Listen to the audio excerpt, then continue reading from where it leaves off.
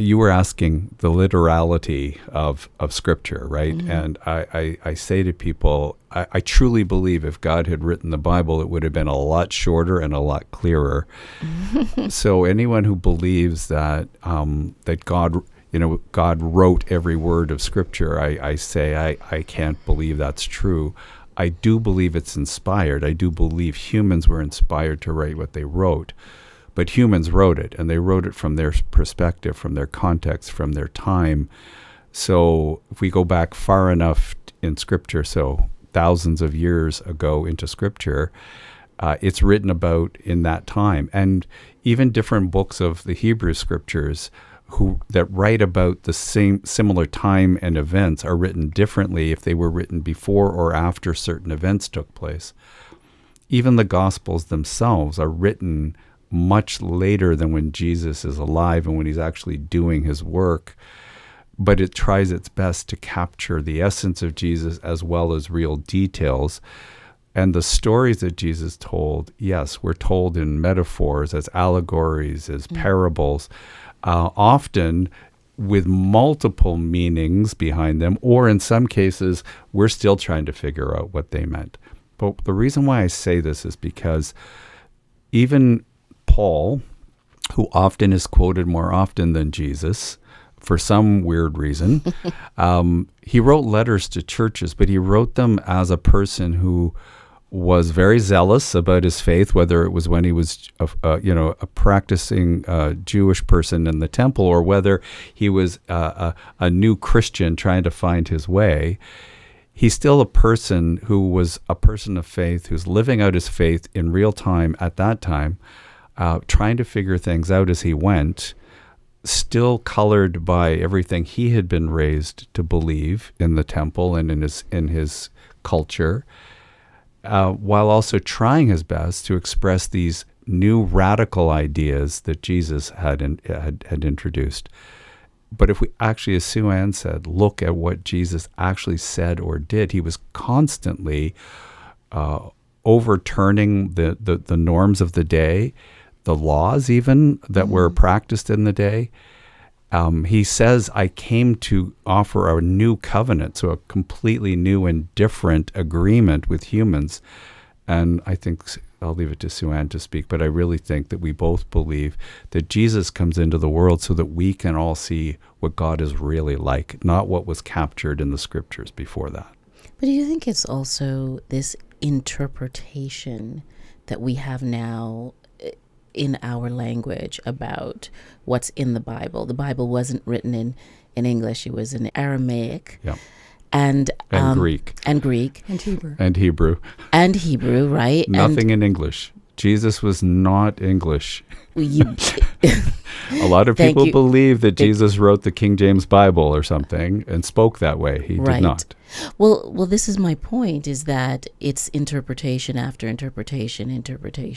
And there are many things that get lost and also perceived because of the language, but also we know that our stories are written by the victors, are written by the people who are the most powerful and at any time, and that what you learn is also their perspective, right? So if we take that into consideration, how then do we apply the practice of Christianity, the practice of paying attention to the faith, of listening and learning from the parables, to our life right now? How do we say, well, okay, it was written by men, a lot of it, and a lot of it is about men. Where do I fit in as a female human? I think we again turn to Jesus and look at the fact that, the first witness to his resurrection was a female. The only person to best Jesus in a debate was a woman. He allowed women to touch him. He set many examples that others could have followed, and many have chosen not to. St. Paul raised up female leaders. They are listed in those epistles. And yet, somehow, because of patriarchal systems over time, The church, as other faith traditions, has become very male dominated. I was quite pleased, actually, when we had a female primate and a female bishop, and I was a female rector in my parish. So all of the leadership in our church was female from the parish up.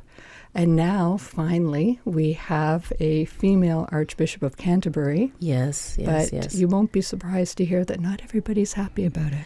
No, but can I ask you, Sue-Ann, like when you considered going into the priesthood, did you think about what it meant for you as a woman who was studying the writings and the stories as told by men? Was that something that was part of how you made your decision?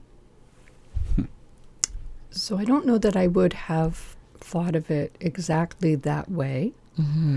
I certainly was aware that most of the scriptures were written by men and viewed through a male lens, and that the leaders that I saw in churches were primarily male, particularly in my early years.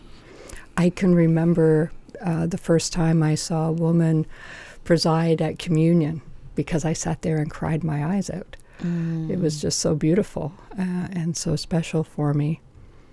But I don't think God is male, and I don't think God has only raised up male leaders. Yes.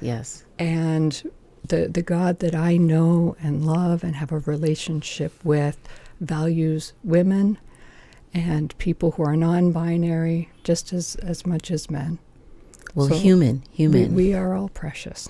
But I guess one of the challenges this question raises is that we are asking the question in 2025 about books and writings that came thousands of years ago, and using our current social mind to understand a time long gone, but at the same time, that time provides guidance for living as a human being, and living as a human being currently.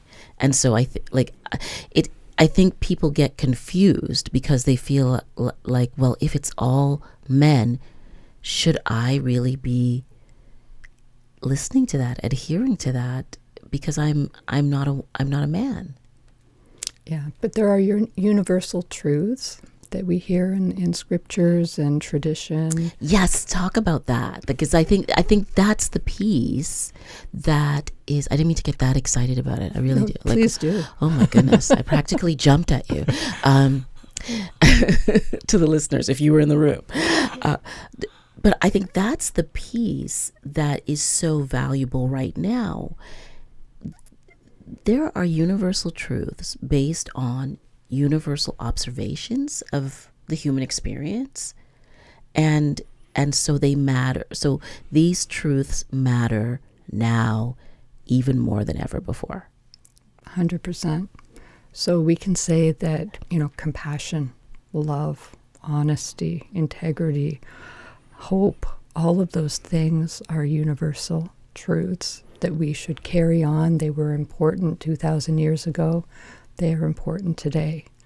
But there's many things that we see in our scriptures that are embedded in that time and place and tradition. And we live in a different time, place, and tradition. And I hope 2,000 years from now, people will be aware of that as well, because we're not getting everything right now. Sure. So it's the human experience,